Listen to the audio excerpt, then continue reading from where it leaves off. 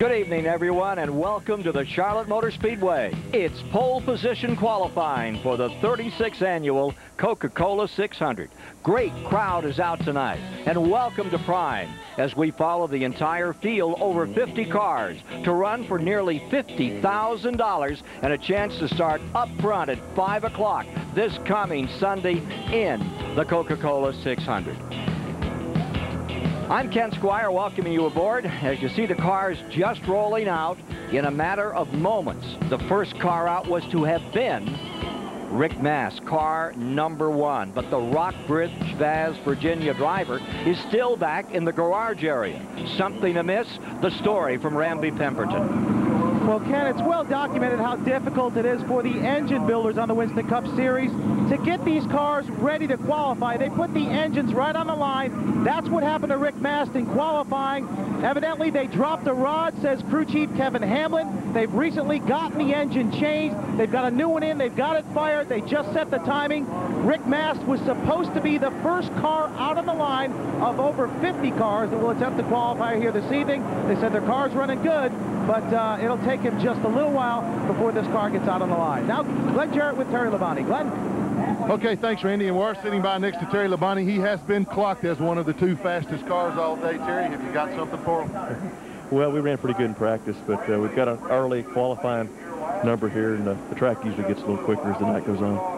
And this guy is one of the best qualifiers. Very smooth, very deliberate. Keep your eye on this number 5 Kellogg Chevrolet, Ken. And a lot of top runners will be coming out way late tonight. In 1994, Jeff Gordon snapped Ford's 10 straight pole positions for the 94 season. Came out here and clocked a 181. And that's the record for this race. The record overall for the mile-and-a-half was established last fall. Ward Burton did it at 185.7. Now you see the first car to come out and try to break any kind of record tonight. There you see car number 33. It's Robert Presley, a rookie, who's going to make that first effort of the evening. And you can hear the roar of the crowd as the man in black once again, after that silver car of a week ago, rolls out. And I must tell you, Darrell Waltrip is going to try to make a run tonight, but he is in incredible pain. We saw him this afternoon. It was 5 minutes getting him into the car. He had Pete Peterson in there trying to help him get in, but he's torn the cartilage all down one side around the ribs, and it is very painful. He will make an attempt tonight. He had his brother Michael out in the car, and there you see the first car coming on the track. Now, working with us tonight is Dr. Dick Berger. We're delighted to have you topside on this beautiful mile-and-a-half track. Your reaction to being up here and getting this bird's-eye view? Well, it's a spectacular view up here, Ken, with all these people and all this anticipation, all the excitement for pole qualifying for the Coca-Cola 600.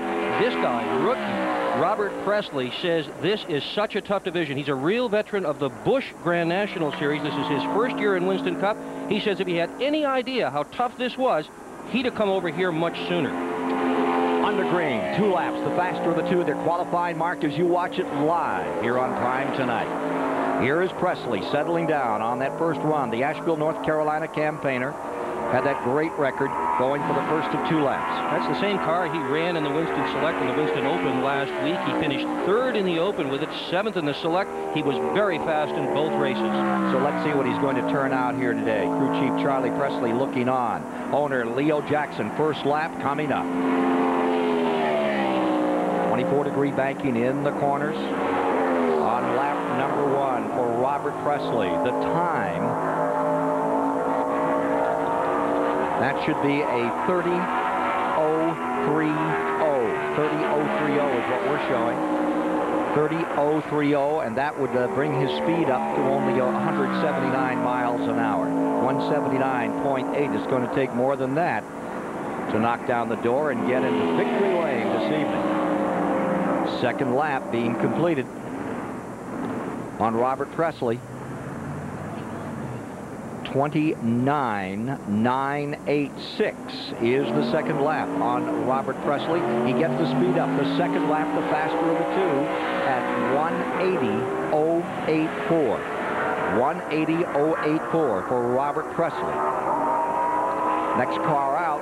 This is one of the folks we're going to be watching tonight. The Kellogg Chevrolet. Terry Labonte settles down to make his run for Rick Hendrick in the Gary Dehart car. And we're going to be watching all three of the Hendrick cars tonight for sure, because they have won 3 of the last poles here at Charlotte. Jeff Gordon has won 2. Ken Schrader has won 1 of those poles. Well, as Glenn Jarrett just told you, this is one of those cars to watch tonight. He says it's one of the 2 fast ones. I've got number 4 up in there, and Terry Labonte as well. And, of course, there's that number 24 of Jeff Gordon to watch. But for certain, Terry Labonte can be quick, and he's so consistent. Strong racer. This will be his 486th Winston Cup start on Sunday, should he make it, and I'm sure he will. He has 21 career poles. None here at Charlotte.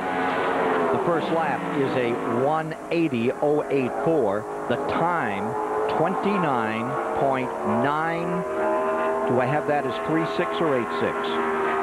9.86. Oh, sorry. On the first run, it's 29.909. Let me correct that. That would give him a 1:80.541. 29.909 the time, and the speed 1:80.541. First lap. Second lap on Terry Labonte. And they're showing the first lap as the faster. I believe the second one is a 20.082. So that isn't going to get it done at 179. Randy Pemberton standing by with Robert Presley. Robert, track hasn't had a chance to cool off, but a 98, that's not too bad. No, we were hoping we could run about a 70, and when we drove number 1, we knew that was out. So we hope we can stay in the top 10. Figure, you know, we've got a little better car than that, but just the wrong draw. What's your prediction for the pole as it cools off later on this evening? Well, you know, Jeff Gordon, I think, is going to be the man everybody's going to have to beat. And he's going toward the middle, and he'll probably run around 75 or 80.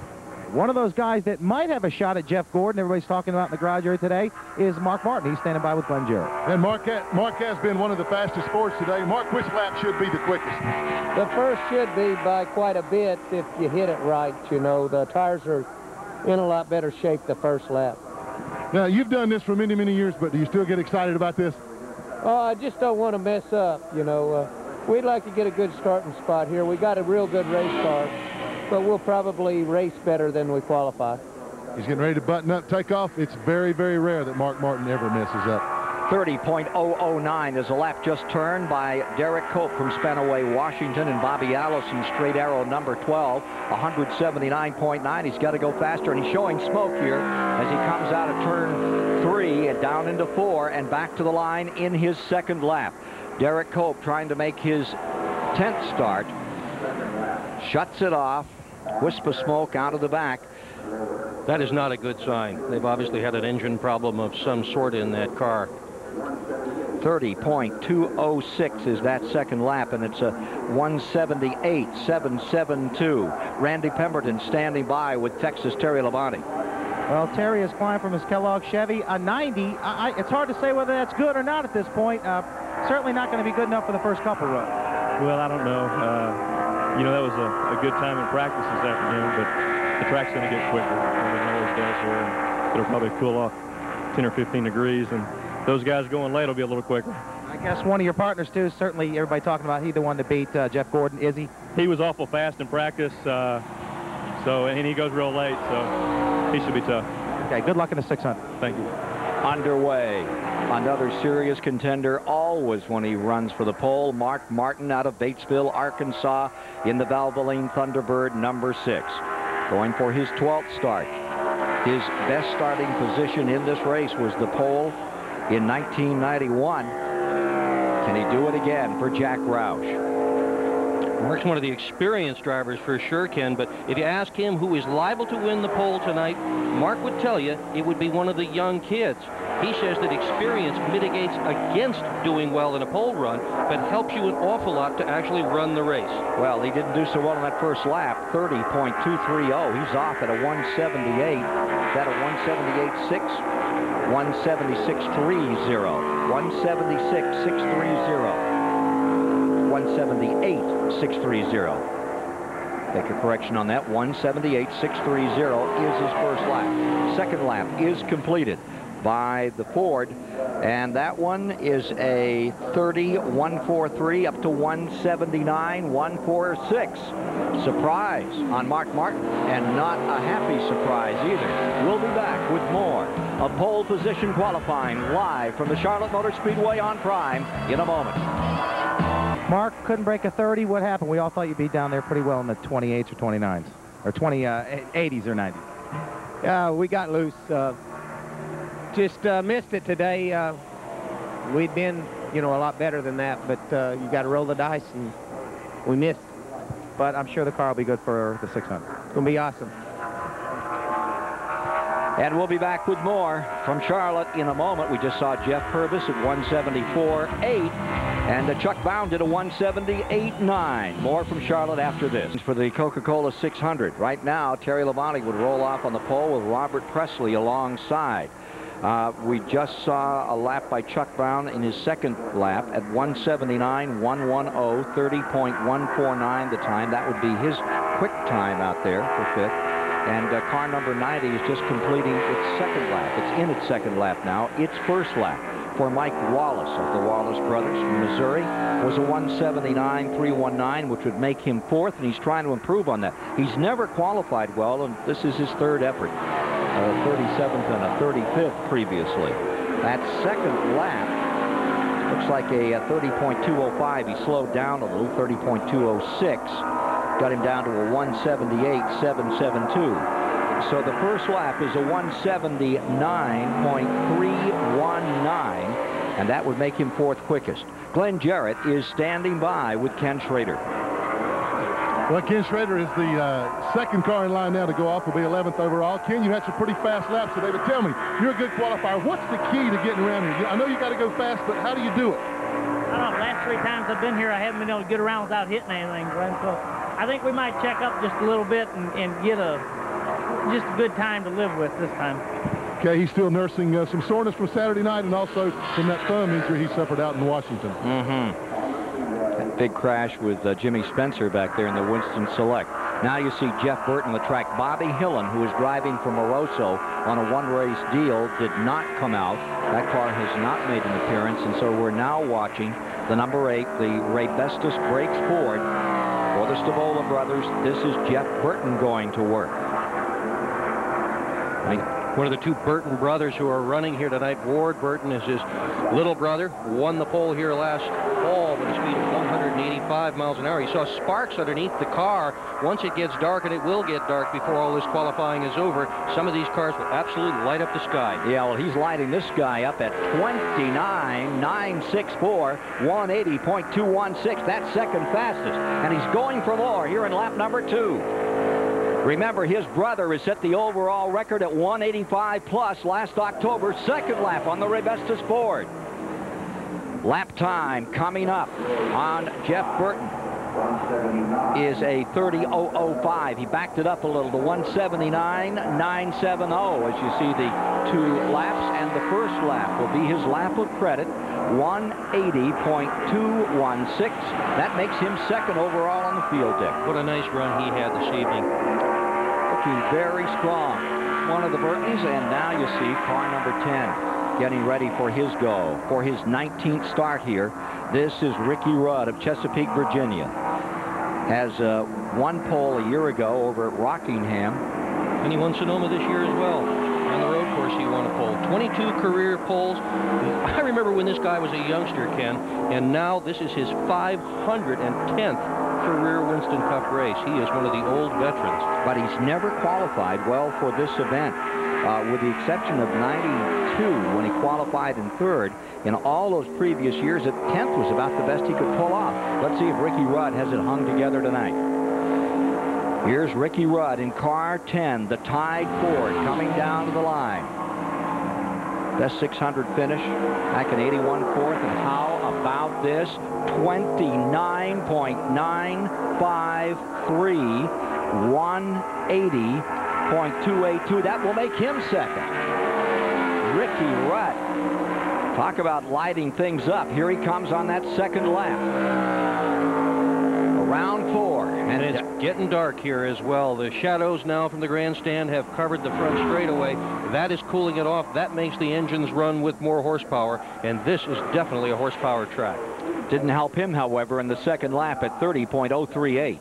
Drops back to 179.772. So the lap of record is 180.282. Let's talk to Randy with a guy who just cranked out that big one out there, Jeff Burton. Ricky Rudd just nipped you, your third quickest. Pretty good for 20 after 7 this evening. Well, that's the problem. That's not going to hold up. That's not going to be a good starting spot. But, you know, we ran real close with the 5 car and with the 10 car. If you can do that, you're doing pretty good. So I'm happy with the way we ran. We're a little bit loose, but it's hard to set up when, you know, from daytime to nighttime. And these guys will keep getting faster. But I'm real happy with the way we run. The Ray Bestis team gets better every week. We won't have a great starting spot, but that'll get us in the race. We can worry about racing tomorrow and just ready to go, ready to have a good 600. Okay, good luck in the 600. There's a win in the future for this young man. Glenn Jarrett. Standing by the side of Rusty Wallace. Rusty just elected to go with the clear visored helmet. Rusty, you've had one of the fastest cars in practice today in the Ford ranks, but you always say you're not a good qualifier. How about tonight? Well, I hope I am. I'm generally not a good qualifier. I just hope I can do a decent job tonight. The car's running good. It's making big horsepower tonight for me. The guys did a lot of work in cylinder heads, carburetor stuff at the shop, and dug us out of the hole out of the Winston. We came back with a better car and a better motor. We ran quick and qualified in practice a little while ago, so hope we can do it again. Well, nobody works harder on his car than this man, Rusty Wallace. He may be a threat.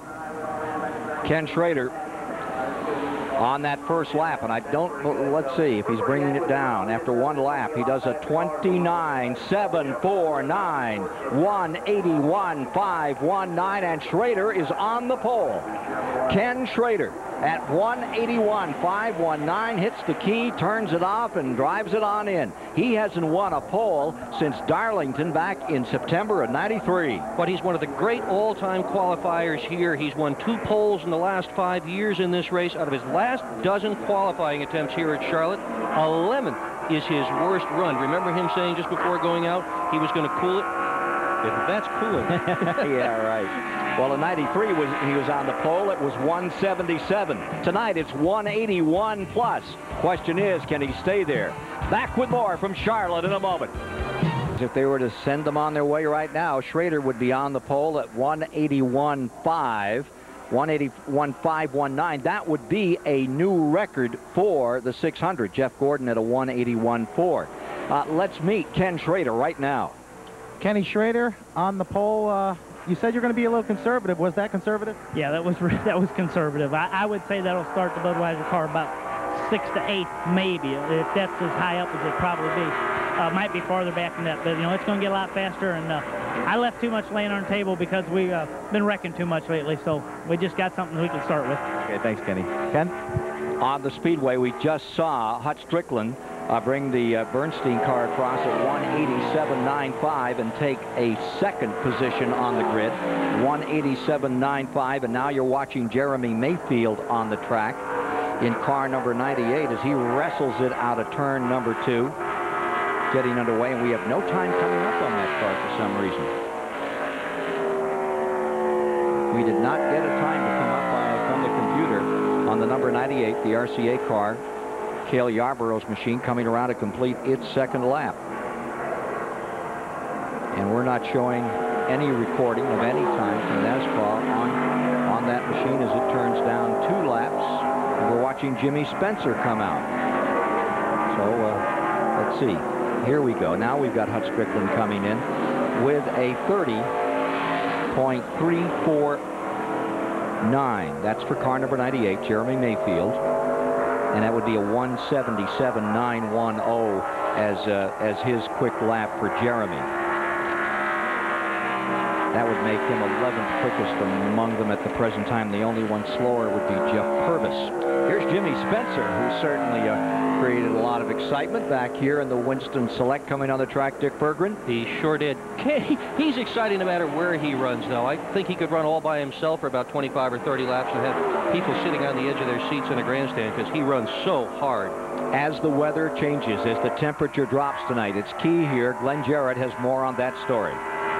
Well, Ken, it's definitely cooling off down here. The whole front stretch here and pit road is in a shaded position. When the first car went out, air temperature was 87 degrees Fahrenheit, track temperature 106. Now it is down to just a little under 82 degrees. Track temperature has dropped to about 101 to 102, so it's cooling off pretty quickly. The time should get a little bit faster as we go on. Indeed, that's the key there, as temperatures drop and then the sun disappears, and it's the same all the way around. It should stabilize this track and make it much quicker. The first lap on Spencer is a 30.269, 178.4. Second lap coming up for Jimmy Spencer, attempting his sixth start, Cecil Gordon. Now the boss wrench for car number 23, Smokin' Joe's Teeper. And to put those speeds in perspective, in 1990, Schrader won the pole for this race at a speed of 173.963. Up to 181 this year and climbing. Yeah. 7.5 miles an hour increase in just the last 5 years. Paving, tires, they all have been a factor in this thing. And the mechanics, too. They have figured out how to make these cars run faster. They work at them week in, week out, and they have accomplished the goal. The cars are faster, despite NASCAR's efforts to slow them down. Driving the captain, that's what they call car number 2 in honor of Roger Penske. This is the car that won Michigan a year ago. Here comes Rusty Wallace, and let's see if he blows this track down as he does in those commercials. Rusty Wallace bringing the Miller Genuine Draft number 2 to the line. Mixed reviews here as he crosses the stripe and on his way. 26 Charlotte starts, Ken. He has never won the pole, but he sure has managed to start these races in 21st position 4 times in the last 5 tries here at Charlotte. He has started in 21st. That's because he hasn't been quick enough in the qualifying, in the time trials. He's had to go in second round. He's always seemed to be fast enough in the second round, and that's why he starts 21st so often. And remember that he won this race back in 1990 when he won it from the 9th slot. Now here comes his first lap up on Wallace, and it's a 30.101. That's nothing to hang your shingle out about. 179.396. Going for a little more. Boy, there was some heated debate around this car this afternoon. 5 and 6 guys there. No poles for him since 1994, that June race, that first race in Pocono. Here he is back to the stripe. Let's see if he's done any better.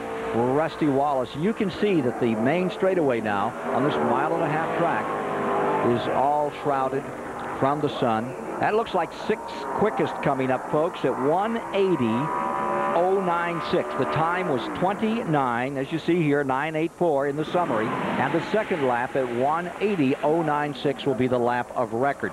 So Rusty Wallace comes to 6th spot.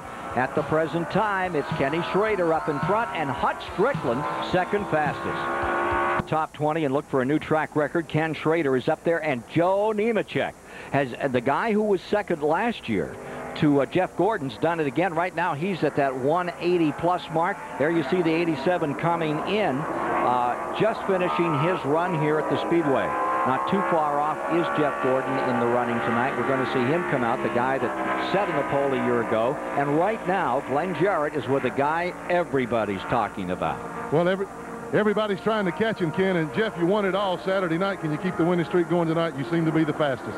Well, I don't know. Schrader ran an awful fast lap. There's some other guys that run pretty fast, so we've got a work cut out for us. Like I said, the whole time I've been saying we've got to focus on this one lap here tonight. This is going to be the toughest part all week for us. I think we've got, this car just seems like it wants to go 1 speed, but it wants to go that 1 speed all the time, so it's not always a bad thing. But we're going to have to really push it to get the pole tonight. But we've got the car to do it, just whether or not I get that good lap. Well, that 1 speed has been fast forward. Randy? Unusually, Rusty Wallace's second lap a little bit quicker, but not as quick as you would have liked, but about what you ran in practice. Yeah, it's pretty good. We're 6th right now, and the car was pretty doggone fast in the sun this afternoon. We were quickest today, and then it cooled off, and I guess I got a little bit tighter and slowed the car down a little bit. But I'm pretty happy with it. The guys did a good job and made some good horsepower, gains from the Winston. We tried some new things, and a lot of times you try a lot of stuff and it never works. Everything we tried this week worked. So it was a good week. Okay, good luck in the 600. Ken? Just completing his run was Dick Trickle in the Bud Moore car number 15. That first lap was a 187.83. The time was 29.870, and that would make him 3rd fastest. 16 cars have run against the clock thus far here at the Charlotte Motor Speedway. Stay with us. Jeff Gordon's run is coming up in just a few moments. Live, it's pole position qualifying for the 36th annual Coca-Cola 600 Sunday. Out tonight, they've opened up part of that new grandstand down in turn number 4. Schrader's up on top. Nemechek, Trickle, Strickland, Terry Labonte, the top 5 at the present time for the 600. Going further back, Ricky Rudd, Jeff Burton, Rusty Wallace, Presley Cope. Let's take a look at another 5 here. And you see Mike Wallace 11th, Mark Martin, Chuck Bound, Jimmy Spencer, Steve Grissom. We're watching the 18th car out here now. Dick Bergman alongside. It's Kenny Wallace that's on the Speedway. And he is a fast racer, no question, Ken. He's going to have to be fast tonight. The speeds are unusually high. Only 20 of the 54 cars that are here are going to make it in tonight. The rest of them are going to have to try a second round tomorrow. And they're close to the bubble right now. That first lap on Wallace is not going to get it done. 17th quickest at 177.328 miles per hour, 30.452 on that car. Here he is back to the line. Kenny Wallace in the TIC Financial Ford. That second lap is going to be a little quicker, 30.263. 30.263 would give him a 178.436. He's not going to be too happy with that, however. That would make him 14th fastest to date. Jeff Gordon about 2 away, and that's the one everybody is talking about all day here as they got ready to come out and run. It didn't matter who you talked to in the garage area. If you said, how are you running, they would say, I'm not running as well as Jeff Gordon. If you'd say, who have you got to beat, they'd say Jeff Gordon. Yep. He is absolutely the favorite to win the pole here tonight. This is a Clayton Cunningham car with Johnny Chapman aboard out of Denver, North Carolina in the Shoney's Ford. Take a look at the back of the field. These are the last guys out. There you see Bobby Labonte. Just in front of him is Sterling Marlin. And there you see Earnhardt. And guess what? Earnhardt next to last. There's Bobby Hamilton's number 43. Now we may see that one Rick Mast come out. Can he come out and run at the end? Yeah, he can, and there are still a few more that are going to come out after Bobby Hamilton as well, cars that are not yet on the line, Ken. But that's the tail end right there. Yeah, it is, and that's where you want to qualify. That's going to be the coolest air of the night, and that will give Earnhardt a definite advantage. And the track will be the same. Now you're seeing Darrell Waltrip, and I'm telling you, he is hurt. Stevie there beside him. I haven't seen that much pain out of that guy in years, and I spent some time with him this afternoon, and it was a hurtful thing. Dale Jarrett down there, and Glenn Jarrett is standing by with that guy. Okay, well, no program is complete without my interviewing my brother. Tough night Saturday night, Dale. What about today? Hopefully we got to be better. At least I don't have anybody that's going to run in the back of me here qualifying. So I think we've got a pretty good car. Things have gone well today. It's just a matter of, you know, hitting the lap here. I mean, you got to drive the car extremely hard and get it in the right spots on the racetrack. And we've got a good engine and a good car, so hopefully I can do that. Best of luck to you. I tell you what, there's one Jarrett who says exactly what he thinks. Okay. We just watched Johnny Chapman not do well at all. He's way on the tail end. He did a lap at 172.469 in that Cunningham Ford in the Shoney's Ford. And now here's a guy that really cranked it out the other night. And a lot of people just say, look at a superstar of the future. This is the car that finished 4th at Darlington for Todd Bodine in the factory store's T-Bird. Unfortunately, it's not the car that went so well here last Saturday night. They crashed it in the Winston Select. And unfortunately, that car is tonight sitting resting in the garage. And Todd said this one isn't quite as good. But the interesting thing is that car was not as badly wrecked as it looked when we watched it on TV the other night, Dick. It looked awful. He said, yeah, it can come back. It certainly didn't look that way when it left the track. Well, they do some amazing things with these cars. They talk about bringing them back, and sometimes all they really save is the driver's compartment. Put a front snout on it, a front clip, and all new suspension. They put a rear end underneath it, and new fuel cell, and all new back end. And they say, well, that's the same car that we ran just a few weeks ago. Didn't you see it all bent up? We fixed it. Resuscitation is their goal, and they do a good job with it. All right, first lap is in. On car number 75, Todd Bodine out of Chemung, New York. It's a 29.910, 180.542. 180.542, and that would make him 6th on the evening. And Johnny Chapman, who had been in 20th, I think, has he just been bumped, or is he on the bubble? He's back in 20th, Johnny Chapman. So, second lap completed by Todd Bodine in car number 75.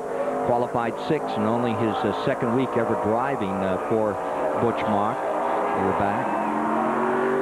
And he gets a second lap of 179.557. So the first lap at 185.42 will be his lap of record. And on the track, here comes the man everybody is talking about, the man that sat on the pole and has had the 600 record. Right now, Schrader's taking it away from him. Can he take it back? We're about to see. 23-year-old Jeff Gordon in the DuPont Auto Finishes Chevy coming down to the line. And the crowd is with him. As soon as they rolled that car out onto the racetrack, you could hear a big cheer that came out of the grandstand. This kid has done so well here. He has only tried to qualify for Winston Cup races at Charlotte 4 times. He's got 2 poles. Half of his starts have been from the pole. He is an amazing runner, and on this track, you saw him last week win that Winston Select, saw him win the 600 a year ago on this track, going for his 5th pole this year, Jeff Gordon. And he's got a hot car, too, Ken. They call this car Blazer. Turns out it caught fire in the body shop, so they call it Blazer. Well, and I guess it's a Blazer. How about this? Time coming up on Jeff Gordon, and it's going to be a new track record, 29.370, 183.861. He doesn't need a second lap. 2 3/10 miles per hour faster than Schrader. That's Jeff Gordon. What a run. Jeff Gordon has just scorched the 1.5 miles Charlotte Motor Speedway.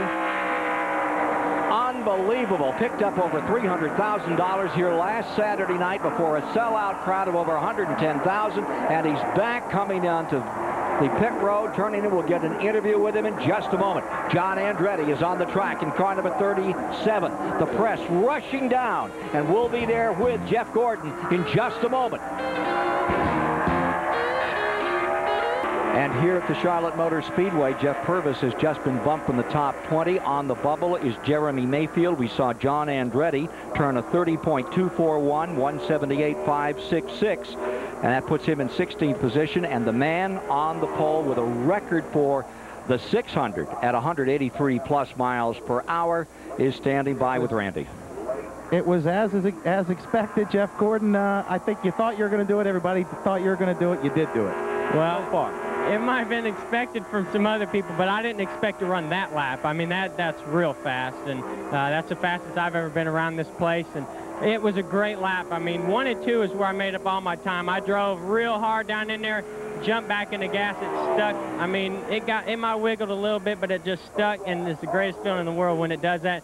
Gives you all the confidence in the world going into turn 3, and I drove in there hard, and it turned, and I got back in the gas, and you know, I had to be careful because that's the corner that had been killing me all day, you know, even though we were fast. But that's a great lap. I'm psyched. I'm real psyched. And there's some guys that can beat it. You know, Bobby Labonte ran real good the other day. Dale, Sterling, those guys are at the back. They can do it, but they're going to have to work real hard for it, and if they do, my hat's off to them. Okay, congratulations on another pole. A place where you won your first pole. Congratulations. Thanks a lot. This place has been good to us. Glenn Jarrett. Well, sitting on the line is Michael Waltrip in his Pennzoil Pontiac. Now, NASCAR instituted some more rules changes, gave the Pontiacs another 1/4 inch of spoiler and front air dam. Mike, have you been able to tell a difference? No, feels about the same, Glenn. The Pennzoil Pontiac has been loose for some reason for a couple of weeks now, and it continues to be that way. I think maybe those rule changes will be more beneficial once racing, you know, get to race in this qualifying stuff. You're racing so much on the edge that would take a lot more than a 1/4 inch to help you. So hopefully the Pennzoil Pontiac will be glued when we come to race on Sunday evening. Well, Mike Waltrip, always a good qualifier here at Charlotte. He's trying to crack that top 20. Dale Jarrett is on the racetrack, just turning a lap of 184.03 Lake Speed in the Spam car number 9. That makes him the 8th fastest. So Jeremy Mayfield has been bumped. Steve Grissom is on the bubble at 178.2. Jarrett's got a great car there. That is the same car that in the fall of 1993 led every single lap of a 500-mile race here, with the exception of 6 laps with Ernie Irving driving. It was a complete domination. Going for his 9th start in the Coca-Cola 600. 5 o'clock this coming Sunday afternoon here at the Charlotte Motor Speedway. So the man on the bubble, Steve Grissom, has just been bumped. And that's that's going to move Dale Jarrett into the 14th position on that first lap. He's trying to go for more speed. His first lap was a 179.754 mile per hour for 14th. Let's see if he's done any better here in that second lap. 29.979. That's a little faster. 180.126. 180.126. And that would make him 11th quickest. That bumps Steve Grissom. It puts Jimmy Spencer back to 20th position and on the bubble, a chance to come back and try to qualify tomorrow if somebody can take him out of there. And for sure, with the field that's lined up here tonight, Dick, that's pretty much bound to happen. Jimmy? Close to being bumped, and it's just about a mile an hour off the full speed of last year, Ken. Yeah, 178.4 is the mark he's on. Now, this is Davy Jones. Remember, he's going to start in the last row at Indianapolis this year. Then he's going to get himself on a jet and try to do what John Andretti did a year ago, get back here to Charlotte. But he's got to make the race, and there's a lot of cars striving to do the same. He really does need to make it tonight, because if he doesn't, a big wiggle there, if he doesn't make the race tonight, then he's going to miss what's called Carburation Day tomorrow, which is in essence the last practice for the Indianapolis 500. He will have to be here in Charlotte tomorrow to try second round qualifying. If or he doesn't stand cut on it his tonight. time? Well, if he doesn't cut it tonight, stand on his time, he can certainly do that, but he said that he will stay here and give it a shot, because if we have cooler weather tomorrow, standing on his time won't do it. The U.S. Air, car number 77, and boy, does that thing wiggle every which way. Yeah, he's got a handful trying to hang on to it. It does move around for sure. That first lap would not get it done. I think that's a, 31.359, not even close in lap number 1. Let's see if that car settles down. Looking really twitchy. The U.S. Air Jasper engines, number 77.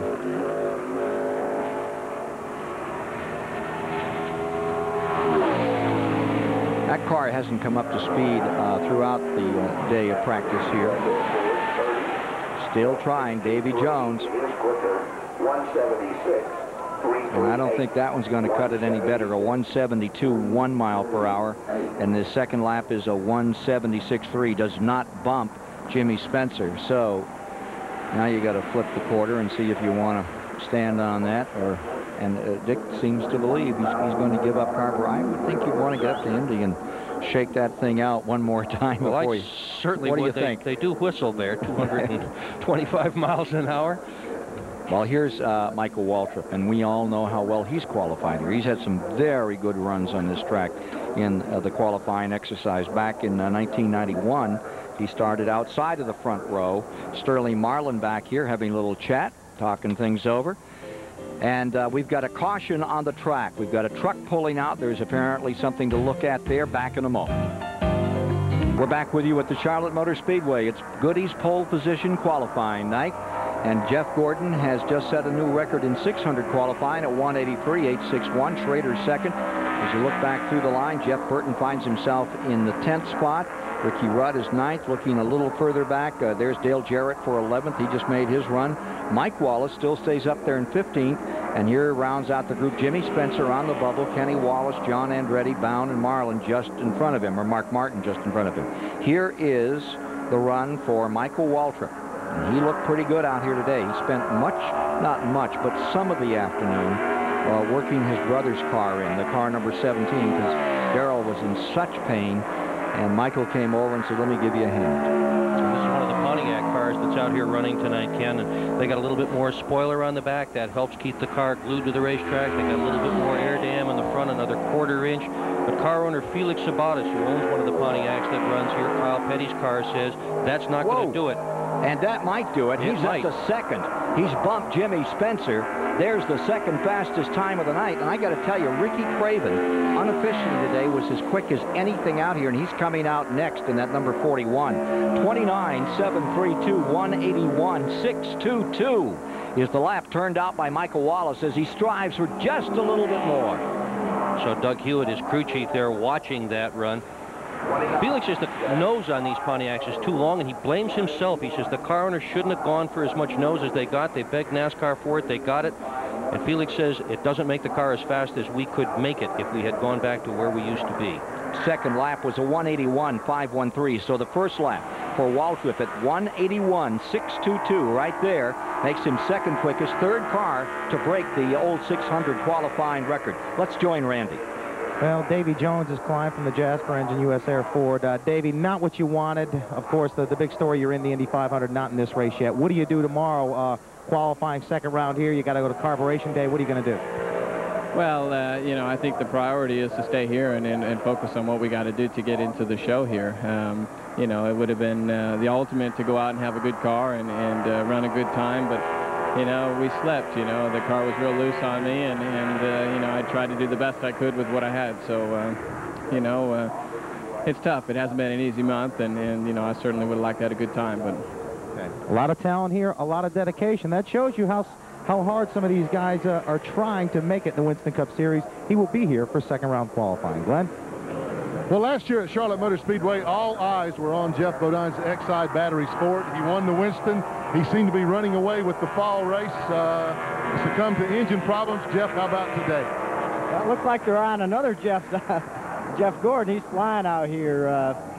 But we're running pretty good. We'll see what we can do with this Exide Ford. You know, I think we're coming out of this little slump we've been in. I hope anyway, because slumps are no fun, as you know. So I hope we have a good run this weekend. We had a pretty good one last weekend, but I hope it's a little better this week. I don't know why he looked at me when he said that about slump, just because he thinks I've been in one all my life. Wow. On the Speedway, Ricky Craven out of Newburgh, Maine. And the Hedrick car has just turned a lap at 29.624, 182.285. And that makes him the second fastest car of the night. The rookie, Ricky Craven, pulls it off. He's up on the outside of the front row. It has bumped Kenny Wallace. It puts John Andretti on the bubble, last year's marathon band. Back with more in a moment. Hey, coming up this Saturday on TBS Sports, it's the Red Dog 300, the NASCAR Grand National Cars. What a race they had at Nazareth, Pennsylvania, just this past weekend. And they're here the day before the 600, and it's to be followed by a big racing special, Speed Street. That's coming up, Speed Street 95, right after the Red Dog 300. Down there on Tryon, they've got it all blocked off. It's going to be exciting. We're going to be here at the track following that last hour of practice, the key and most important hour. We'll be giving you updates throughout the show about what happens here at the track as well. And then, of course, Sunday at 4:30, we join you. 5 o'clock, they'll drop the flag, and they'll send them away in the Coca-Cola 600, all on TBS.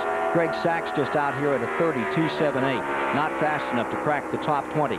John Andretti is still on the bubble, and the man who just blew him away with that shocking lap, Ricky Craven, is standing by on pit road right now.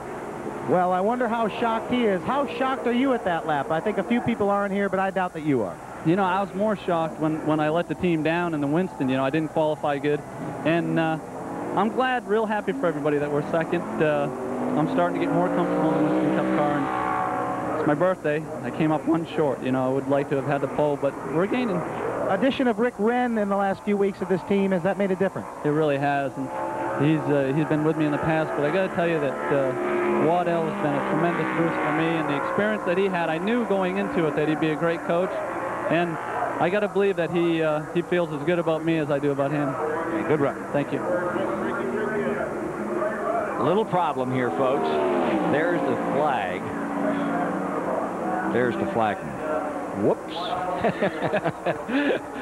Oh, my heart. An embarrassing moment in motorsports. Yeah. You know that kid, Ricky Craven, everybody talks about Jeff Gordon as being the superstar of the 90s, but Ricky Craven is a superstar of the 90s, too. Realize this is the very first time he has ever run Charlotte in a Winston Cup car, and here he is second quick. Last year, he was second in points in the Busch Series. His own car, his own team, he did all that with only 3 cars, 3 motors. A nice job by that guy Craven for second spot, and a guy that we've seen do a lot of racing up in the Northeast. Here is Ward Burton on the track, and this is the young man who just blew this track apart. He has the overall record at 185.7 from the 500, which is run each October here at Charlotte. And here you see him on the track in that Hardee's car trying to get a little more speed out of that Chevy. Well, Unfortunately, the race did not go very well for him last October. He wound up crashing. He was the second car out. The car was so demolished that they have simply left it sitting in its wrecked configuration in a back corner of the garage. They just sort of take a look at it every once in a while and think of what might have been.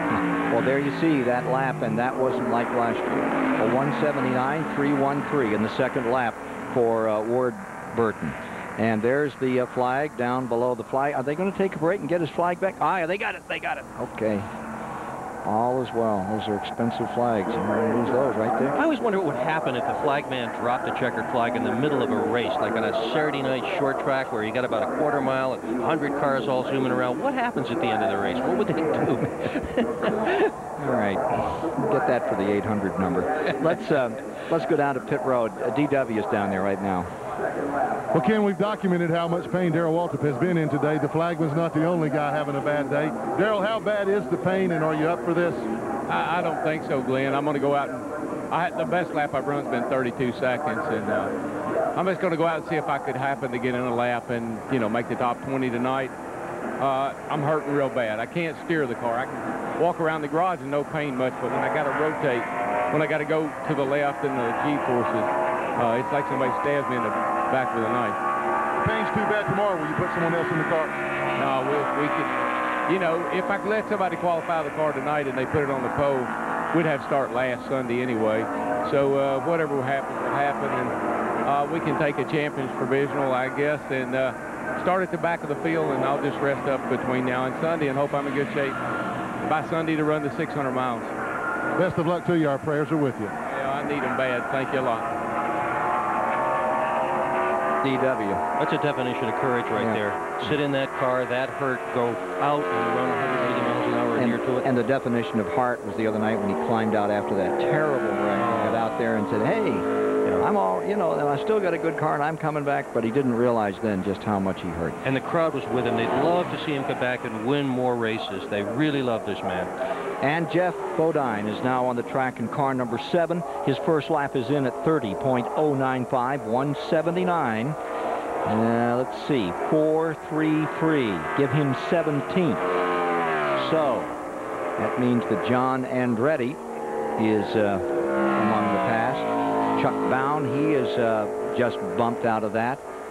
That speed of 178.5 would have been on the pole here just a couple of years back that Chuck Bown hit. How about this, Dick? Mark Martin is now on the bubble. Has not been bumped from the first round of qualifying since Dover a year ago. And he has won poles here for this race as well. Jeff Bodine just barely into the top 20. More from Goody's pole position qualifying night after this.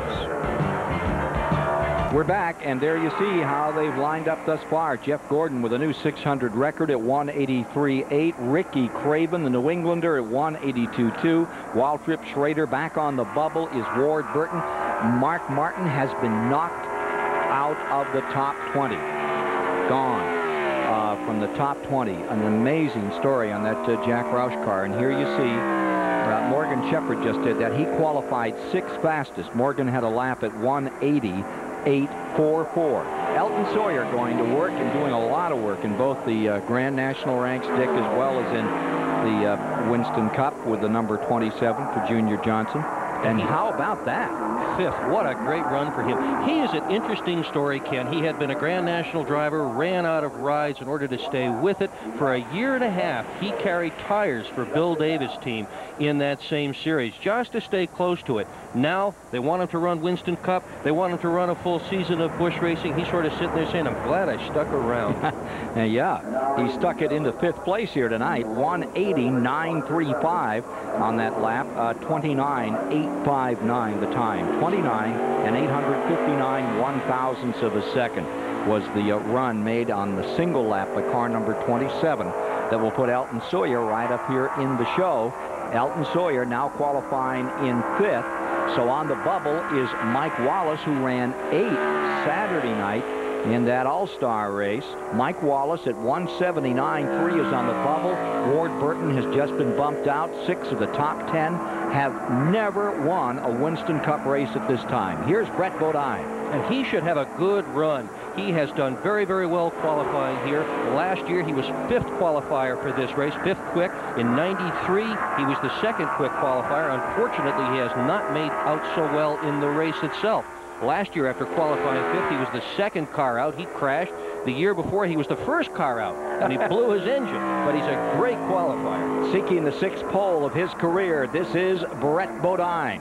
Coming to the line in car number 11. And the Lowe's Ford in lap number 1 gets himself, well, how about the 3rd qualifying position? Thank you, I don't need a 2nd lap.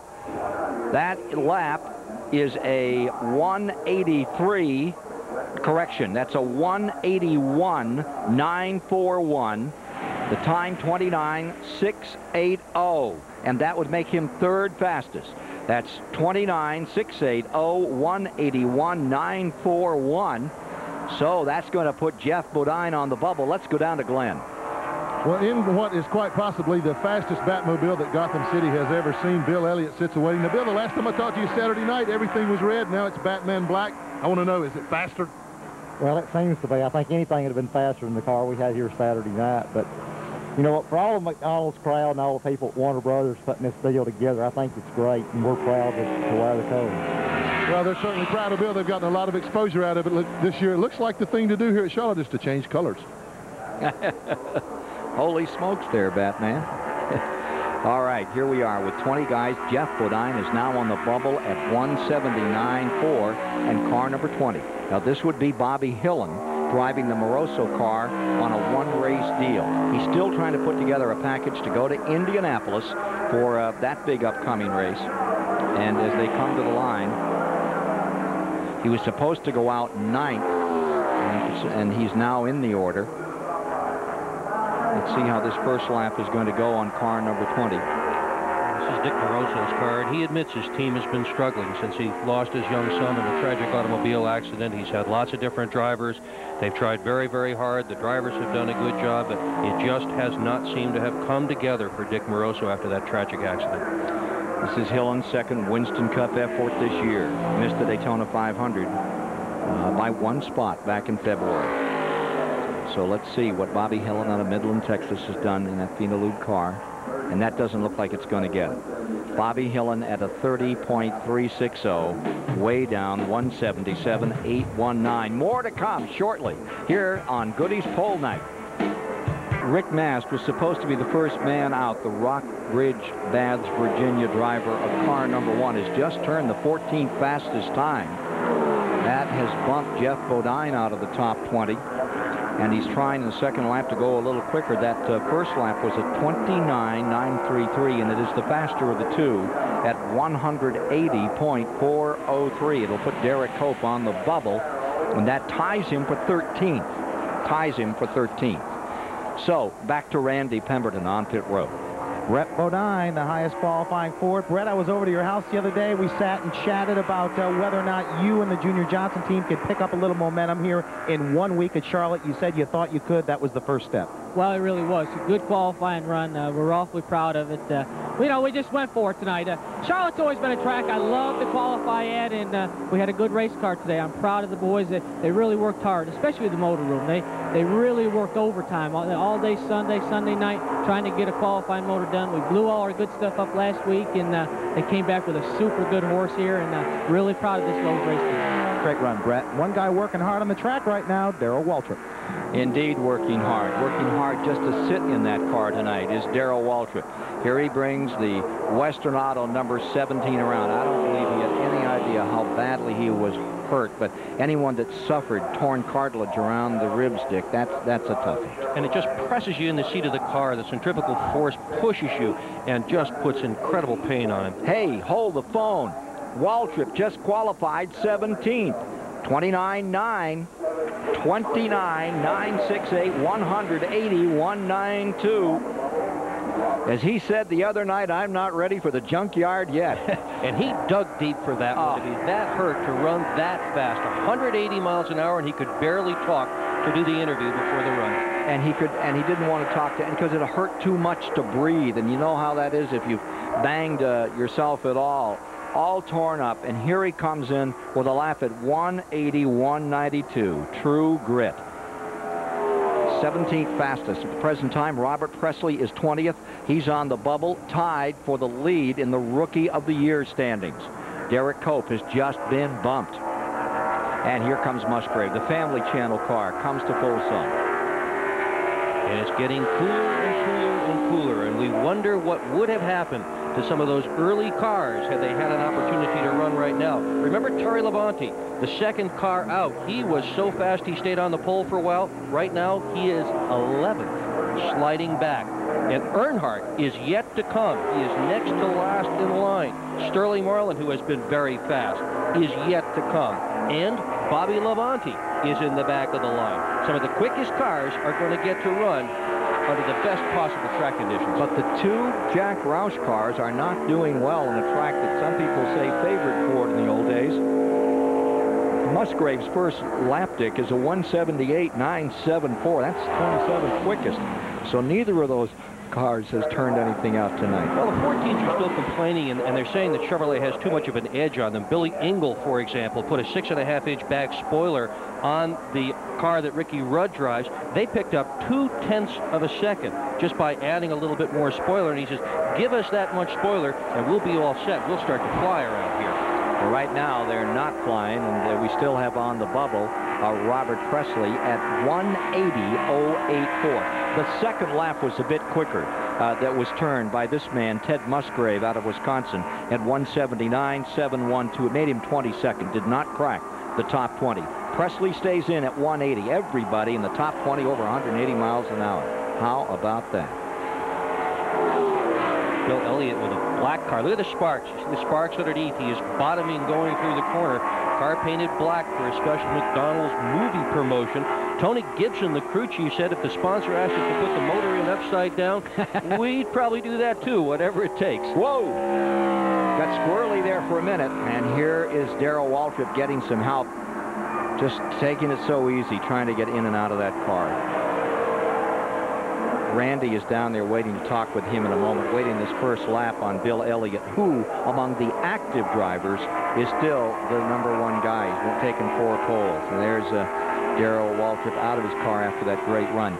That lap on Elliott, 182.28, makes him 16th quickest, and that will bump Robert Presley and put Rusty Wallace on the bubble. Again.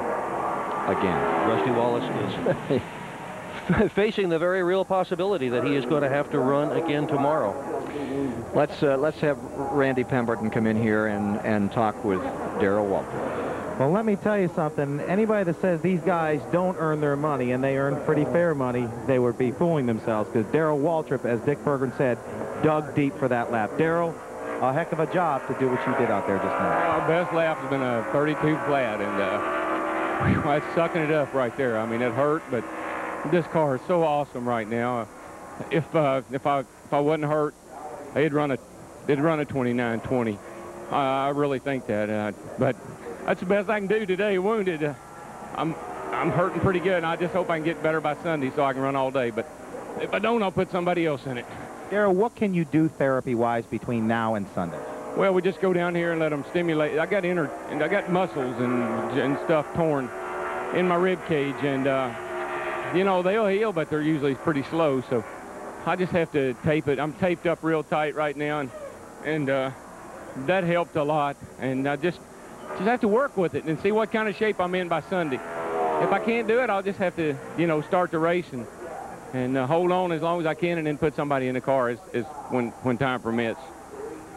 Okay, they call him Old DW. They better start calling him Tough Old DW, because that's what he is upstairs. Indeed he is. A quality man, Darrell Waltrip. Okay, he stays up in the top 20. DW, we hope you're better for Sunday. Back at the Charlotte Motor Speedway, here's how they've qualified up in front. Of the man on the bubble is Dale Jarrett at 180.126 for 20th position. As you look down the line of those about to come out, you see Jimmy Hensley just rolling forward in the 14. There's Labonte. That's one everybody is talking about, as they are Earnhardt, Kyle Petty sandwiched in between. And then you see tail ending the group, Bobby Hamilton. with Richard Petty's car. And here's the man on the track. This is one of those Runt Pittman engines. It was built specially for this qualifying, brought in just for this moment. And Sterling Marlin, winner of the Daytona 500 for the last 2 years, settles down to go. We just saw Chad Little run a qualifier lap at 180.403 miles per hour. It was the 15th fastest time for Chad, making one of 5 appearances, or 4 appearances, he's going to do in Winston Cup racing. Now, we just saw Dave Marcus on the track, and he did a 178.654. That means he's got to come back and try again. Marlin's got a real good car here tonight, Ken. This is the same car that he won Darlington with, and he has really come into his own as a driver. Remember, until last year, he had never won a Winston Cup race. Then he popped off the Daytona 500 again in '95. He won the Daytona 500, and then Darlington. 6th right now. A good lap so far. A great lap for Sterling Marlin. Let's see if he's going to run another. That bounces Dale Jarrett out of the top 20 and puts 3-time winner of the 600, Darrell Waltrip, on the bubble. And you talked about Runt Pittman, the motor builder for that number 4 car. He had a boating accident earlier. He said, I swum out of it. He is here today at Charlotte, and he's attending the engine on Sterling Marlin's car. That lap was a 29.765, 181.421. That was good for 6th position. Waltrip at 180.1 is now on the bubble. And Glenn Jarrett is standing by with a serious contender for that pole position tonight. Serious indeed, Ken. This man won the pole for the Winston Select last Saturday night with a slick move down pit road. Now, Bobby, don't forget, no pit stop this time. What I want to know is, what's the little soldier guy on the dashboard? Well, that's a little man that protects us, but he didn't get to protect us very much last Saturday night in Winston. But the Interstate Battery Chevrolet is, we're looking forward to a couple laps here, maybe 1, maybe 2, I don't know. So we'll see what happens. Well, he's just about ready to go. May only take 1 lap, like he says. Well, there's Bobby, and there's that little man that's trying to protect him and did a bum job back there in the Winston Select. Good luck tonight, Bobby. Getting ready for his run here at Charlotte. Joe Gibbs, Interstate Batteries, car number 18, getting ready for its run. Loy Allen Jr. is on the pole and only his 2nd start for the 600.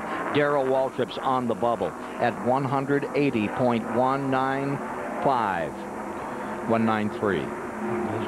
Joe Gibbs is standing up in the grandstand. He's right there in the center of your screen, the tall man, looking at his stopwatch, waiting for his car to go out. He won the race here last fall. Dale Jarrett was his driver at that time. First lap by Loy Allen is a 30.220, and that's not going to get it down around 177 miles per hour. I think he's over there in his transporter. 3rd or 4th transporter back is the one where Joe Gibbs has parked himself to watch this run. His mother's coming down to see the race. She's 78 years old. She wants to come to Charlotte, and so Joe may be busy on Saturday because Mom's coming to town. Well, they better put on a good show then. Look at the water coming out of the back of Loy Allen's car. They block these cars up pretty well, and they do tend to get hot. The man everybody is talking about is standing by with Glenn Jarrett. And what more fitting than for Dale Earnhardt to be one of the last guys out here, and just got a big congratulatory wish from the governor. Well, you know, everybody's in a race. Seems like the governor's in a race. I'm in a race, too. You know, Gordon, he set a mark I don't think nobody can touch, but we just want to get out here and run it down into 29, somewhere around a 60 or 70 we're hoping for. We hadn't run that good in practice, but we'll see what we can do in this race. What did the governor say to you? Just good luck. I wished him luck in his race, too. You know, it's racing in North Carolina is really popular, and it's great to see the governor come out and support us. And I think a lot of the race fans here in Carolina support him. So, you know, he works hard for us. Well, I think Dale Earnhardt could run for governor and win in a landslide. Oh, I don't know. I think there might be a few mixed votes on that, don't you, Dick? Very possibly. Particularly after the wild. I'll tell you, what a wild show that was. Here's Bobby Labonte in that Interstate Battery Chevy, going for his 3rd start. His lone pole, Richmond, just a year ago, and he comes to the line. As he comes down through, let's see what he'll get. That is the 2nd quickest time on lap number 1, Bobby Labonte. Here it comes, 29.550, 182.741. Bobby Labonte still on it. Let's remember that he also won a pole at Martinsville. Let me correct myself. This year. On that. Yeah, he took Martinsville this year, and he's still stomping on it. Back to the line comes Bobby Labonte, and he has bumped Darrell Waltrip. He's put Jeff Burton on the pole. Let's see, that second lap is not as quick. 1:82.741, second fastest. And Joe Gibbs getting a few congratulations over there on top of his transporter. And Bobby Labonte should get some congratulations as well. Jimmy Makar was part of bringing this kid into this team, yet he says he is surprised at how well Labonte has done. He is doing much better, says Makar, than they ever imagined a young man could do with this little experience. He is race savvy, he is smart, he understands the chassis. Makar says, keep your eye on this young man. They are absolutely delighted to have Bobby Labonte behind the wheel.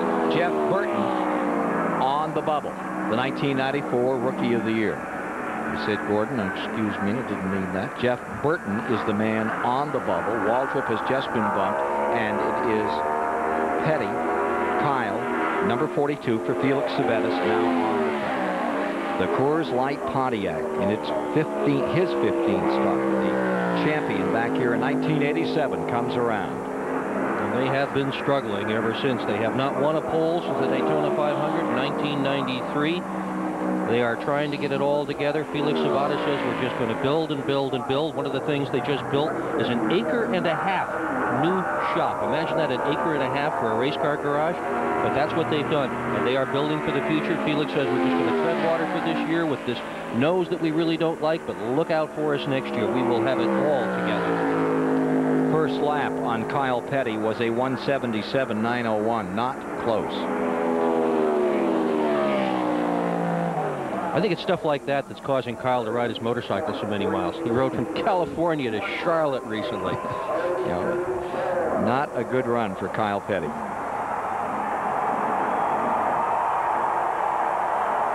Crowd on its feet, waving, cheering for one man.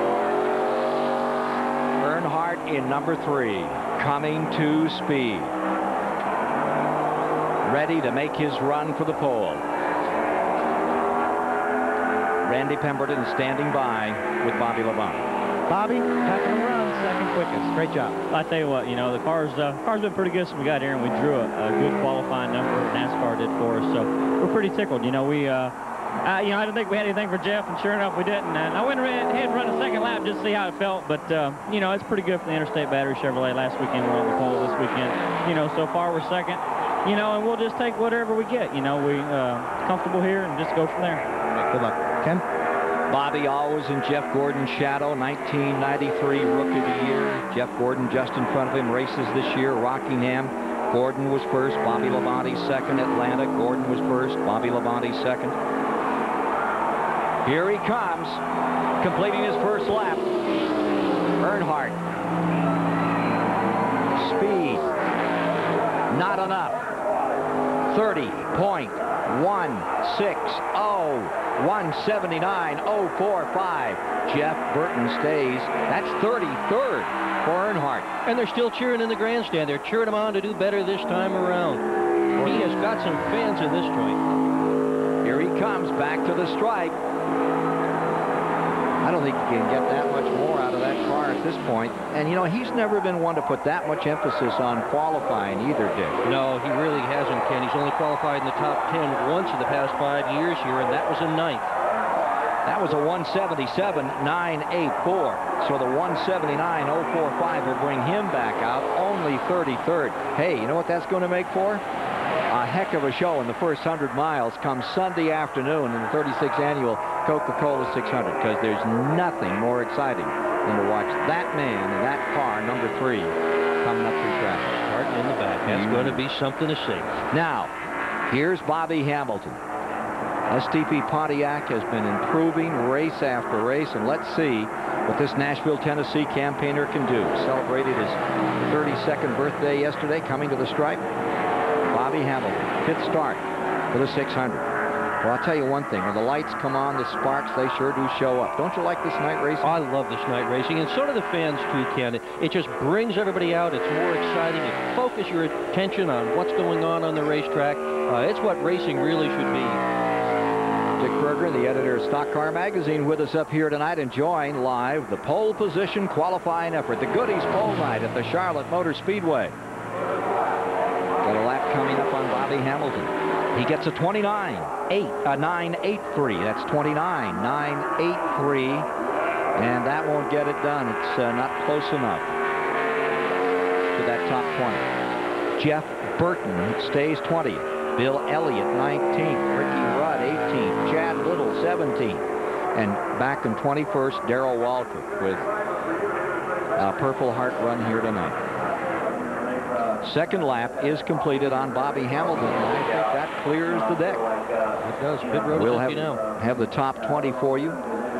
Some new stars are going to be shining here. Of the 20 cars locked into Sunday 600, 11 of those guys that have never won a Winston Cup race. Page is changing in this book, is it not? The young men, the drivers that don't have a lot of experience, are showing up to be very, very fast, and there is surely one of them. All right, we're going to victory lane shortly, but right now Randy is standing by with Dale Earnhardt. Well, Dale, the fans cheered you on, but they couldn't help you. I guess that's all you had tonight. Yeah, about wrecked it, really. The car was real loose in qualifying. In practice, it was, okay. I thought we'd pick up, at night, but we had the luck of the draw and everything. We just got loose, couldn't use the throttle, so, have to try them tomorrow or something. For some, that might be an indication of how you would want to run in the race, but I doubt for you guys you'll work on this car and get it better for the race, I'm sure. We better. We won't be in the race. Okay, that's Dale Earnhardt. Well, 33rd, and again, once you get down to 600 miles, he's a man unto himself. Now, the number 43 of Bobby Hamilton turned a lap at 29.983. That was his first lap, and that is his lap of record. His speed was 180.202. It made him 23rd fastest and completed the qualifying runs. We'll be back to meet the man on the pole and review the top 20 in a moment. For the 10th time in the 36-year history of the Coca-Cola 600 at the Charlotte Motor Speedway, a Chevy's going to lead them down to the line when we get ready to go racing on Sunday in this great stock car classic. Bobby Labonte will be alongside, and Ricky Craven, the rookie, will be third, Brett Bodine fourth, Michael Waltrip with an outstanding run in fifth. There's Schrader, Marlin, Elton Sawyer, Joe Nemechek, and Morgan Shepherd get us back through row 5. As you see, all these speeds at over 180 miles per hour. Then Dick Trickle 11th, Hut Strickland, Terry Labonte, Todd Bodine, and Rick Mast. And rounding out the top 20, Lake Speed with that spam car looked great. Chad Little is back in it again. Great run for him. Ricky Rudd brought it home 18th, and remember, he was one of the early folks out here on the track. And the Batmobile. Hey, Robin, he looked good. 19th. Now, looking at some of the others, Darrell Waltrip's run tonight has to be the most heroic act in the evening's qualifying round. I really thought this afternoon we might not see Darrell come out here and take a shot at it. He was in such pain, but you know Darrell, he's a racer. He sure is, and he proved it tonight, didn't he? Came out here and really thought that he would just be making a run to make it official. Instead, 21st. Now you're reviewing further back. Look at Ward Burton's run at 179, the man that brought down the house with that record run last October at 185. The overall record for this mile-and-a-half track. 6 miles an hour faster than he went tonight. Indeed, better luck tomorrow for Mark Martin and Chuck Bound and his new effort, and Earnhardt and Dave Marcus in the 71. Earnhardt actually 34th before the time trials are over. And John Andretti, Kenny Wallace, Jimmy Spencer, Sachs, Grissom, they're all going to have to come back and try again. Let's get down to Glenn Jarrett. It's the time right now for our Gatorade fast lap of the night, courtesy of those folks who turned in a lap. And for your Gatorade report from the Thirst Quencher, here's Glenn Jarrett. Well, for the second time in 4 days now, Ray Evernham finds himself in victory lane here at Charlotte Motor Speedway, crew chief of the pole-winning car tonight. First of all, congratulations. What a great run. Well, thanks. It was a pretty awesome lap. You know, Jeff just goes around here great, and all these guys did a great job preparing the car. Hendrick Engines give us a great engine, and guys at the car shop give us a great car, and these guys did a real good job on it today. And that little kid Gordon's not half bad either. No, he's not half bad. I want to know something, Ray. He only took one lap. He shut it down. Did you tell him that was enough? No, he makes those decisions on his own. He knew we were just going to do one good one and get out of it. The second one would have been slower. Congratulations again. Thank you. Brought to you by Gatorade Thirst Quencher. For some, recess never ends. Life's a sport, and drink it up. Randy is standing by with Sterling Marlin. We're sitting here chatting about his car. I said he was certainly one of the quickest today. I guess a couple of things you could have done maybe got you up there a little further, but 7th is pretty good, Sterling. Yeah, well, last week we run, and the car didn't change much from the evening to tonight, and we just decided to go with what we had, and the car pushed both laps on us. We'd run real good this evening and run about the same speed tonight, so you know, the track was probably at least 3/10 quicker, but I felt got a real good car for the race, and I think we'll be okay to start the race Sunday. You know, you talk about taping the grills, making adjustment. You could have thrown a little more tape on it. Would that have loosened it up a little bit more? You said it was tight. Yeah, it would have pushed the front end down more, the more tape, and we didn't run but 200 degrees when we took a checkered flag, and you know, it would have probably got up 220 if it taped it on off, and might run faster, but we'll know next time. Okay, he'll be a threat come Sunday, no doubt about it, and certainly a guy that will be a threat standing by with Glenn Jarrett. Glenn? Well, he's the biggest threat to run off with all the money they're offering here at Charlotte Motor Speedway. Now, we counted up $300,000 Saturday night, another 40-some thousand tonight. You're having a pretty good week. Yeah, but it's a lawnmower that counts, not all that money. I just got done doing a lot of landscaping, and I got a lot of grass. So you know, this race is so far away, I had to hire somebody else to mow it. But I might fire him now and be out there on that lawnmower come Monday. He's talking about that Toro wheel horse he's going to get, but now I don't really think we're going to see you mowing grass. Well, if it wasn't for my allergies, yeah, I'd be out there. But Brooks says that's just an excuse. You know, if I had time, I'd love to. I think that's a great relaxing thing to do. But I'm just really excited. This DuPont Chevrolet was awesome tonight. You know, the team has just been working so hard, and I really didn't have that feeling that you usually have, that I usually have when I know I'm going to go out there and have a great lap. And I just was very content with whatever I was going to get. And you know, I drove down into turn 1, the thing stuck like glue, and I said, man, we got us a great car, we got us a great lap going, let's see what happens in 3 and 4. Stuck down there, and I come across the line. I knew it was a great lap, and I saw my number posted up there on the board as first come down the back straightaway, and I said, man, I hope it's good enough to hold up all night. But man, I tell you, this is exciting. The engine guys did a great job. I got to take my hat off to Randy Dorton, especially Charlie Seegers. They are the ones that made this baby get up there tonight. Is this the same car that you had the other night? Yeah, this is Blazer. It's just a big ball of flame. This car actually had a little problem in the shop. It caught on fire in the paint shop. They had a little problem, so they nicknamed it Blazer because of the fire, just kind of as a joke. But it's been a great car. We tested it here with Goodyear. I like the car. We weren't going to run this car, and I said, Ray, I think that's a great car. We might want to run that thing. We're glad we're running it right now. The rest of the field is regretting that decision. I want to ask you, as far as the race cars that you have driven, have you ever driven one that performs better than Blazer does? I can't say that I have. I mean, so far this year I've had so many good cars. You know, Rockingham, in Atlanta, those cars were just really, really good, and you know, I didn't think it could get any better than that, but I gotta say, this car is about as good as it gets, and that's kind of scaring me, because now I'm thinking, you know, 600 miles, what can happen? You know, there's got to be something that's going to keep us out of victory lane, and we've got to do it from the inside. We can't let anybody else from the outside tear us down, because we've got what it takes to do it. So, you know, we just got to have all the luck, everything going for us, all the pit stops, but we've got the car that it takes to win. Now we've got to have the team and make that all come together. Well, the car may be as good as it gets. I don't think that Jeff Gordon yet has reached his peak. That's kind of a scary thought for the rest of the guys. I'm glad I'm retired. Over in the garage area today, Harry Ranier, who had those tremendous cars in the early 80s, was standing about, and he was saying, I think I have the next Jeff Gordon. Young man named Tony Stewart out of the USAC midget ranks. He's going to bring him in next year for a few Winston Cup races and a lot of Grand National. And Dick Berggren, he is so high on this kid, another Midwesterner who's looking to come into the Winston Cup scene in years to come. The people in USAC are very high on Tony Stewart as well, Ken, and realize that his background is precisely the same as Jeff Gordon's, right out of the midgets and sprint cars. So we'll see. Beautiful sight here at Charlotte. What a great sight it will be come Saturday night about this time, when it's decision time in the Coca-Cola 600. We're back with you at the Charlotte Motor Speedway, and we continue Goody's pole position qualifying night, an outstanding night for so many. And there's a story developing here for sure in this race around a wonderful racer, Dick Berggren, named Bobby Hamilton. Yes, and we are going to talk to him right now.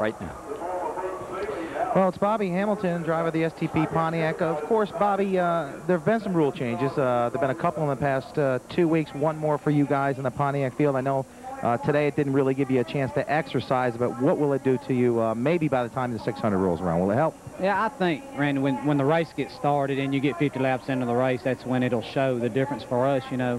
Qualifying, I mean, actually, we had a tight problem last week, and the cars come around a little bit, so it has helped us a little bit by ourselves on the racetrack, but I look for the changes to really help all Pontiacs during the race. Give us an idea what goes through the thought process of a driver when you don't make the top 20. You have to go home, sit overnight, think about it. Well, we did all our thinking from the last race to this race. You know, we used this Winston Open as a test session for a brand new car, and we brought it back. We thought it had potential to race, so we got the car a lot freer than what it was. Matter of fact, it got loose qualifying, so at least we reached the other side of the problem. But we're not really worried about it, you know. We know the car raced good in the Open. Once we untaped it and got it in race trim, we really feel real good about it for the 600. Okay, good luck in the 600. And Glenn Jarrett is standing by with the hottest car owner in Winston Cup competition today. Glenn? And also the hottest engine builder. Of course, Hendrick Motorsports Engines builds engines for both Jeff Gordon and outside pole sitter Bobby Labonte. And do you ever worry about that guy beating you? All the time. I think they've run second to us 2 or 3 times this year in Atlanta, and then I think it was Rockingham, and you sit there and you think, oh man, if he beats us, you know, what do you do? You know, but that's just the way we look at it, give them the best stuff we have, and if they do it, they do it. But Jeff was a little bit quicker tonight. Well, a couple years ago when you signed this young man to that contract, and people said, well, I don't know if that's smart or not. No looking back now, is there? No, you know, it was a great deal. You know, I thought he could do it, and boy, he's sure proven us right. So we're really excited to have him. He's doing a heck of a job. Okay, Rick Hendrick, one of the happiest car owners here. Well, he said he thought he had the franchise when he found Jeff Gordon, and it sure looks that way this year. A $300,000 richer team after a week ago, and now once again they're back on the pole. Let's take a look at that lap. Time for our Gatorade fast lap of the night, and the man who turned it in, of course, was Jeff Gordon, and that was some lap. Brought to you right now by Gatorade, thirst quencher for some recess never ends. Life's a sport. Drink it up. This morning, Ray Evernham said when this kid is on and the wheels are straight on the car and the engine's got power, he can't be beaten. And Ray Evernham said this morning, this kid is on right now. And he sure was. And one of the things about him and this car, and was evident in the Earnhardt car and the Waltrip car in that Winston Select, was that they could run any lane they wanted to. Anytime they could switch lanes, and that car was just as stout and just as strong. And that was the big surprise about Waltrip's car, which had not sometimes been that impressive, but was until that terrible wreck with Earnhardt. So that was the one that set a 183-mile-an-hour clocking and has put Jeff Gordon up on front with a new record for the 600, breaking his own mark of 181 a year ago. Now as to the Fords. The Fords ran well tonight. They really did. Big pause there. Yeah, Brett Bodine is 4th quick in a Ford, and overall the Fords didn't do so badly. And what about the Pontiacs tonight? I mean, you got Michael Waltrip looking pretty good out there tonight. Looks like they're trying. Now, do you think this is the right time of the year, Dick? You've covered this for years, to be making these changes to try to get back to parity? Well, I think it's the right time for the car owners to go to NASCAR and lobby and get everything that they possibly can. And I think that's exactly what we're seeing here. If you lose a few races in a row, why everybody gets together and says, well, gee, if we only had this, we could make it more competitive.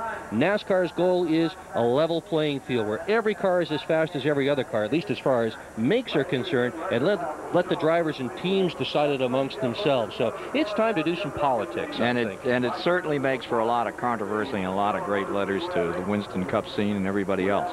Now, one of the guys who's making a lot of noise out here putting these great cars together is Jimmy Maycar. And the guy that has been turning the wrenches for Bobby Labonte has certainly done an outstanding job with what we've seen here tonight. Well, he helped Bobby Labonte stick one on the outside of row 1. Talk a little bit about your driver, about your car today. Great job by both of you guys. Definitely a great job by the driver. I tell you, we're real impressed with Bobby. He's done us a tremendous job this year, and coming in this situation, be able to do what he's done, and especially over here at Charlotte. You know, we came over here and we didn't have any testing over here. We came in for the Winston and sat on the pole, run a fast lap, and that was real impressive. We got that car destroyed in a wreck, and we came back over here with another car, and here he is outside pole. So I'm pretty pleased with that. You know, Jeff had the same car both races. They were able to go home and tune on theirs a little bit more. And my hat's off to Jeff and their team. He ran a great lap. They definitely deserved the pole. And we didn't have ours quite handling good. We got off the corner a little bit. The car was sliding a little bit too much. Probably couldn't pick the throttle back up, and that was the difference, I believe. So, but we're real happy. We'll go race now. 3 more days of practice. Give us an idea what you change on the car between now and the 600 Sunday. Well, there'll be quite a bit of change going on because now you're going to start working on going on longevity, the car to handle on old hot tires and things like that. We're over here today working on cold tire situations. So we'll run multiple laps instead of 1 or 2 laps and work on the shocks a little bit. And mostly shocks, I think we're going to work on. We're going to spend a lot of time on that. We've got a little special deal we're going to do. We've got our first motor out of Joe Gibbs Racing that we're going to test tomorrow just to see how it stands up against the Hendrick motor, which we know was a tremendous motor. And we're real pleased with their program. So we'll do a little of that. And then really wait till Saturday evening after the sports and race and the track changes and really do our final tuning in. Okay, have fun the rest of the week. Thanks. Okay, Ken? Shocks have become a key story here at Charlotte and at all Winston Cup racing. We'll be talking to Kyle Petty and talking about this business of shock absorbers with Dick Berggren right after this break. Well, so far we've talked to all the happy people, the successful people that had good nights tonight. Kyle says he's happy, but that was a pretty bad run, though, wasn't it? We've been bad for 2 weeks here. We've been bad. Let me rephrase that. We've been bad since '92 here. We didn't run in '93, didn't run in '94, and we're not running right now. You know, and I'm the only common denominator, so I'm going to take the blame for it. But, you know, we've just struggled, and that's as good as we've run. We hadn't really run. We're a half-second quicker this week than we were last week, so we're pretty pleased about that, but we've just struggled a little bit. But when you get the car in the race and the race gets on, you work traffic, you seem to find your way to the front. You get better in the race. What happens? I need a rabbit. I wish they did European qualifying where they just turned like 10 or 15 cars loose and took your best time in a section. And I'd be an okay qualifier then. But, you know, for some reason, we've run pretty good on the shorter tracks. But, you know, Atlanta baffled us. We were off at Atlanta and we're off here. So I don't know if our mid-track program's a little bit off. We were off at Talladega, but I don't know if our Speedway program's still off a little bit, but we're just off. How tough does that make tomorrow? You really got to work hard tomorrow. You want me to lie to you? I told you no. There's never a tough day. Now, you know, it depends on, we're at the mercy. We're so far back in points because we've had such a bad year that we're like a lot of guys. We're at the mercy of what other people do. You know, we're at the mercy of Mark Martin and the 29 car and some of those other guys. So if they go out and run good tomorrow, then, you know, at least we got a shot at a provisional. If they don't, then we don't even have a shot at a provisional, and we'll be watching on Sunday. So at least I get to watch 2 races on Sunday. In the end, this one, maybe that's a high spot. He's going to invite Al Lentzer Jr. over to his house if that happens. Now, Kyle has on a nice T-shirt, the Vortex Bar and Grill Motorcycle Club. Parents, hide your kids. We don't want them to follow the advice on the back of this shirt. Because it's never too late to start wasting your life. Oh, my heart. All right, here are some guys that have won the Coca-Cola 600 from the pole. Freddie Lorenzen did it in '65. Pearson's done it twice, the great Buddy Baker, and, of course, Jeff Gordon a year ago. And out of 36 races this time up. That's not very many from the pole, but they say what's going to make the difference, Dick Berggren, is the business of knowing how not to set the springs, but how to set the shocks. Shock absorbers these days are the area that all the crews are working on hardest. Used to be that they had a manufacturer's rep come in, tell everybody put this one on. Now the trucks all have shock dynos. You want to find Ray Evernham on the practice and qualifying days, go in the back of his truck. He is working on that shock dyno. That's where they're all focused to try to get chassis speed. Isn't this a surprising lineup when you look at this top 20 going into the 600 for 5 o'clock on Sunday afternoon? Oh, you wouldn't expect anything like this. These are people who haven't won before. We've got rookies up front, great veterans like Mark Martin, Rusty Wallace, Dale Earnhardt, all in the back of the pack, not even in the show yet. It just shows how competitive big league stock car racing has really become. In the 1800s, we had the James brothers, and these days out of Missouri ride the Wallace brothers, and they've surrounded Randy. Well, there are 3 of them that hope to make the Coca-Cola 600 here on Saturday, or excuse me, on Sunday. All 3 of them missed so far. Mike Wallace, you're 29th. Your brother Rusty was only 24th. Kenny Wallace standing by your 37th. What about your runs? We'll start with you, Mike. Well, I think we ran very well, to be honest with you. It was just the wrong time of the day for us to go out. We went 8th, and we ran a 30:11, which was respectably about 2/10 quicker than we've run since we've been here, so we were really good with it. Just everybody else ran faster. You know, this racetrack, when it cools down at night, gets faster. And the later the numbers, they kept running better. Well, Kenny Wallace, you've struggled in Winston Cup competition this year. Try to come out and you wanted to run some races. Missed a few races. Where does your team stand right now? Well, our team is still full bore for the full Winston Cup Series. Maybe not every single race this year, but next year, my car owner, Philbert Martossi, and I, we've talked. Things are strong as ever. We just got to earn our goal here, you know, and keep on running hard, and hopefully things will turn around for us. Hope you all make the race. We will. Yeah, we will. Ken. Oh, gosh, the Wallace brothers. You could put that routine down and bring vaudeville back. We'll be back with more from Goody's pole position qualifying night in a moment. And of the Great Charlotte Motor Speedway with Prime's presentation of Goody's pole position qualifying night, which finds 23-year-old Jeff Gordon on the pole for the 36th annual Coca-Cola 600, flanked by Bobby Labonte. A rookie, Ricky Craven, will start third, Brett Bodine fourth, Michael Waltrip will be fifth. Looking further back in the field, Ken Schrader is sixth, Marlon Sawyer, Nemechek, Morgan Shepherd rounding out the top 10. Then it's Dick Trickle, Hut Strickland, Terry Labonte, Todd Bodine, and Rick Mast. And the final five here, Lake Speed, Chad Little, Ricky Rudd, Bill Elliott, and Jeff Burton. And the man just outside the top 20 is Darrell Waltrip, and the guy who has worked so hard to make that Waltrip team come together this year, Pete Peterson, is standing by with us now. As the crew chief for Darrell Waltrip, you have to feel a special pride for what he was able to do tonight, Pete. I know you guys were proud of him. We were really proud of him. I mean, he's hurting so bad. It takes us about 10 minutes to get him in the car, and we spent most of our 3 hours of practice getting the seat comfortable enough for him to drive. We didn't really, I think the fastest lap we made with him in the car was like a 32 flat today. So he did a tremendous job. I mean, we were tickled to death. Well, knowing Darrell as you do, you knew that it would be better, but did you know that it would be that much better? It was even better than I thought it was going to be. We hadn't hoped for a 30 flat, and to be in the top 20 was our goal. I mean, we knew we weren't really that good, and he pulled one out of his hat. He did. He did a good job. He's been doing it all his life. Darrell Waltrip's got a great crew behind him. Pete Peterson and the guys are going to work even harder for him now, Ken. Good people. Good people. Peterson and Waltrip and that whole crowd. Just wish them well in the 600. Well, now we're down to it. Getting ready for the 600, Berggren, and what have we learned tonight? I think we've learned it's a team sport. You listen to Jeff Gordon, he talks about the quality of his team. You listen to Jimmy Makar, he talks about the quality of his driver. To win, you have got to have it all together in this sport. You got to have good engines, good cars, good drivers, make no mistake. This is an extremely complicated and difficult sport. Now, when we get down to the race, we're going to start at 5 o'clock, hot time of the day, and of course we end as we are now in the coolness of the evening. And that's going to make a dramatic difference in the way the cars work on this mile and a half. And so people who will not start out well will run very well at the end of the event. That always makes a major, makes it more exciting as far as I'm concerned. You get so many different elements when you come here with a Coca-Cola 600. Starts in the daylight, ends under the lights with that great fireworks show. It's always so special. Hope you'll see it on TBS. So thank you for being with us for pole position qualifying night. Our congratulations to Hendrick Racing and Jeff Gordon.